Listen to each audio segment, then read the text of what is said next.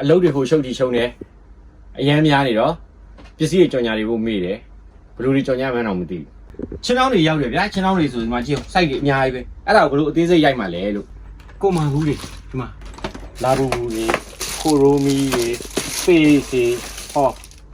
ဒီမှာဘယ်လူတွေစိန်တော်ပုံစံအမျိုးစုံပဲအများကြီးပဲခုခဏလေးတော့အများကြီးပဲဘလူသွားရိုက်ရမှာကဲသမင်းဘူးတွေဆိုလဲမျိုးစုံပဲ